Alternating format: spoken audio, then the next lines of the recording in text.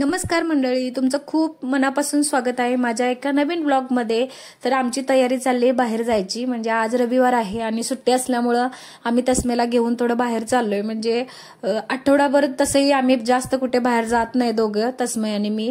आणि आता तर थंडी इतकी वाढली आहे ना की बाहेर जाऊच वाटत नाही आणि जरी गेले तरी आजारी पडण्याची जास्त शक्यता असते। त्यामुळे आम्ही तरी 11-11:30च्या दरम्यान बाहेर निघालो आणि आम्ही जिथं जाणार होतो ना तिथं ऑनलाईन बुकिंग नव्हतं, तर ऑफलाईन होतं आणि ऑफलाईनला लाईन पटकन होते म्हणून तस्मेचे बाबा पैसे काढायला गेले होते। आम्ही ते तिकीटचे पैसे वगैरे घेतले आणि मग आम्ही जायला निघालो। तर आम्ही खूप काही लांब नाही, तर अगदी जवळच एक 5-7 किलोमीटर अंतर असेल एवढ्या ठिकाणीच आम्ही जवळ जाणार होतो। कारण जास्त पण दूर जाऊन आजारी पडण्यापेक्षा म्हणून आम्ही ठरवलं की आता थंडी खूप आहे आणि वातावरणही खूप खराब झाले, तर त्याच्यामुळे जास्त लांब जायला नको। कारण बाहेर जाऊन आला आणि आजारी पडला तस्मै की मग आठवडाभर मग त्याचं म्हणजे जातच नाही सर्दी वगैरे।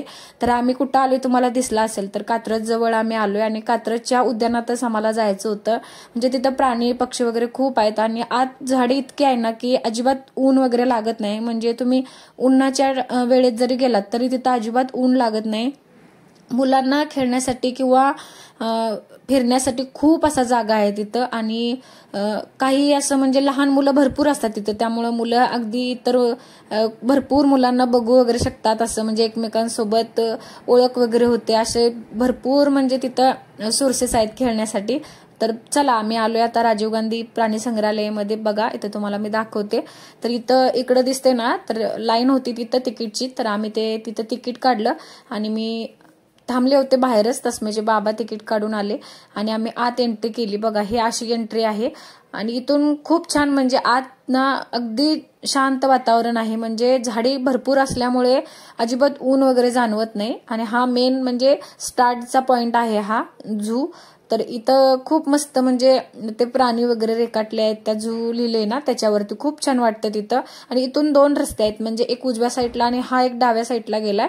तर इकडे डाव्या साईडला आहे इकडं सर्प उद्यान आहे आणि तिकडं पुढं आहे तिकडं मोठे प्राणी आहेत। तर आम्ही पहिल्यांदा इकडे जातो कारण इकडून येऊन मग असं आतून तिकडे जायला रस्ता आहे। तर म्हटलं चला आधी इकडूनच असे जाऊ आणि इकडे बघा गेल्या गेल्या माकड दिसलं। म्हणजे ते असे पळत होतं ना, तस्मै इतका जोरजोरात ओरडत होता ते माकड बघून ना की सगळे बघत होते एवढ्या जोरजोरात। आणि जसा माकड आवाज काढते तसा तो काढण्याचा प्रयत्न करत होता, म्हणजे तेच त्याच्या रस्त्यानं चाललं होतं, आवाज तसाच काढत होता आणि त्या माकडाला पण बोलवत होता ये ये म्हणून। आणि तसा तो चालला होता त्याचा आणि खूप खुश झाला होता। इथं आला तर इतका त्याचा मूडच चेंज झाला आणि आम्ही गेलो सर्प उद्यानात।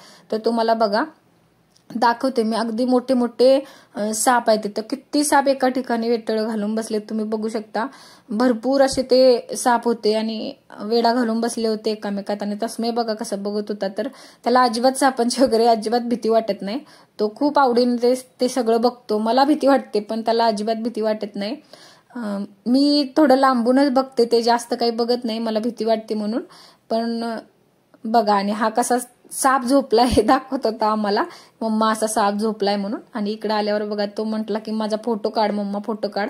मग तिथून आम्ही गेलो पुढं, तर पुढे पण भरपूर म्हणजे बरेच प्रकारचे साप आहेत तिथं। म्हणजे तिथं नावं लिहिलेली आहेत आणि पुण्यात खरंच आलात तर ह्या प्राणी संग्रहालयाला भेट द्यायला अजिबात विसरू नका। कारण लहान मुलांसाठी तर खूप खूप म्हणजे भारी जागा आहे। कारण लहान मुलांना कसं प्राण्यांचं पक्ष्यांचं वगैरे खूप वेड असतं आणि ते इतर ठिकाणी तसे गावाकडे वगैरे बघायला मिळतात, पण असे सगळेच प्राणी नाही बघायला मिळत जे की इथं मिळतात।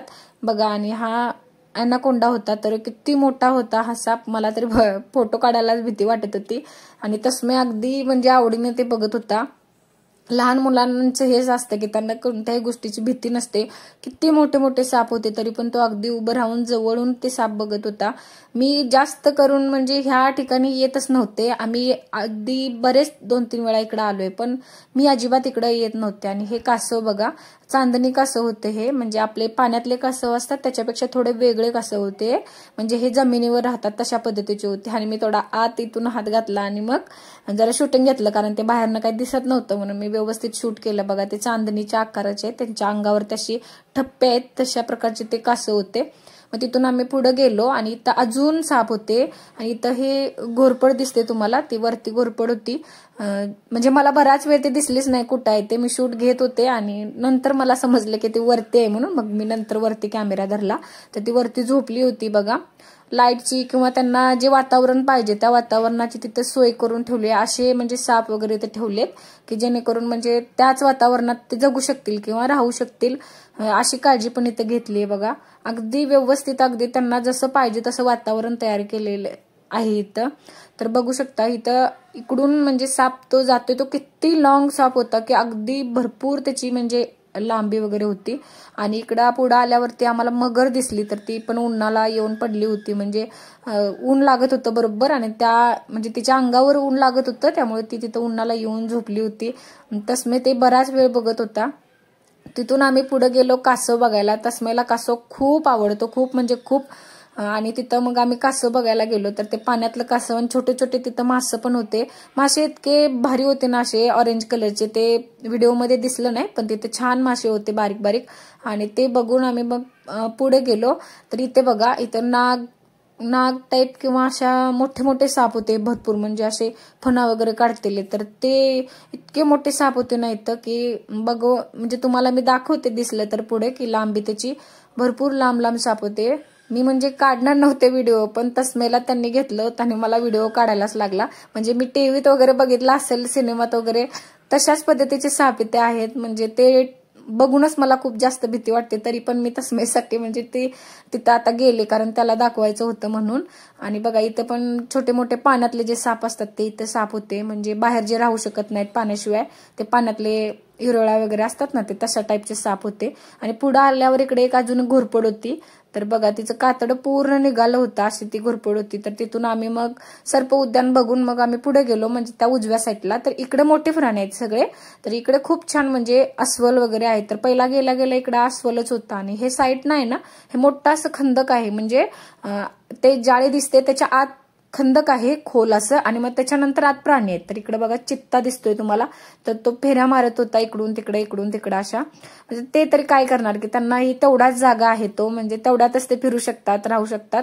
पण इतकं छान म्हणजे ते त्यांना मेंटेन ठेवण्यासाठी केले ना की आतल्या आत ते खूप निवांत राहू शकतात, अशी पण सोय केली आहे. म्हणजे तो इकडून तिकडून फिरत होता. ते बघा तुम्हाला मी जवळून दाखवते. मी तो असा फिरत होता आणि ते जाळी असल्यामुळे शूट पण घेता येत नाही व्यवस्थित, तेवढं शूट दिसतं किंवा तसंच दिसतं इथून बाहेरून. तर तो इकडे तिकडे फिरत होता. आणि आता कसं थंडी असल्यामुळे उन्हाला पण बरेच प्राणी येऊन बसतात. तसं इकडे बघा, इकडे आल्यावरती वाघ होता मोठा. तर वाघ पण उन्हाला येऊन बसला होता इकडे बाहेर. तर त्याचा पण एरिया किती मोठा आहे वाघांसाठी. 2-3 वाघ आहेत तिथं. याच्या आधी पण आम्ही इथं बघितलेत वाघ, तर ते 2-3 वाघ तिथं असतील. खूप मोठा एरिया आहे तो पण. आणि आम्ही तसंच जसं पुढे आले तसं आम्हाला सांबर, हरिण वगैरे दिसले. तर मोठे मोठे सांबर भरपूर होते तिथं. आणि आम्ही जास्त पुढे गेलो नाही, कारण अजून हत्ती वगैरे भरपूर होता पुढे. पण ऊन खूप लागत होता आणि जेवढं जायला वेळ लागतो ना तेवढं यायलाही वेळ लागतोच. पण येताना खूप त्रास होतो. मग उन्हाचीच वेळ होती म्हणून आम्ही तिथून परत आलो आणि म्हटलं की आपण परत आधी कधी आलो तर जाऊयात, कारण आम्हाला आता उशीर झाला होता, 1-1:30 वाजला होता आणि खूप ऊन लागत होतं. म्हणून आम्ही परत आलो. तर इथं बघा येता येता परतच मी इथं गेला, कारण इथं पण भरपूर प्राणी याच्यातच दिसतात. तर ते बघण्यासाठी परतच मी इथं गेला. आणि मग आम्ही तिथून म्हणजे बाहेर यायला निघालो. तर ऊन इतकं होतं ना की खूप ऊन लागत होतं. आल्यानंतर बघा हे दोघं शिवाजी महाराज लावून बसले होते.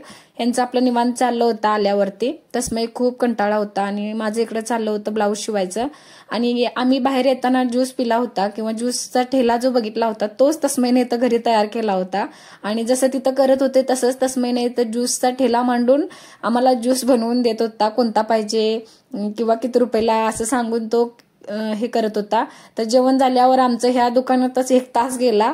तर असा आमचा आजचा दिवस गेला. खूप छान आम्ही एन्जॉय केला. म्हणजेच मुलांसाठी खूप खरंच सुंदर अशी ती बाग आहे किंवा प्राणी वगैरे बघण्यासाठी खरंच खूप सुंदर वाटलं तिथं गेल्यावरती. आणि मेन म्हणजे आपलाही व्यायाम होतो, कारण चालण्यासाठी तो एरिया खूप मोठा आहे आणि आपण इतकंही चालत नाही की एवढा अंतर चालल्याला कुठं सिटीत भेटतच नाही. तर ते तिथं खूप सुंदर ती जागा आहे की व्यायाम वगैरे आपलाही होतो. आणि तस्मयचं असंच खेळणं चालू होतं.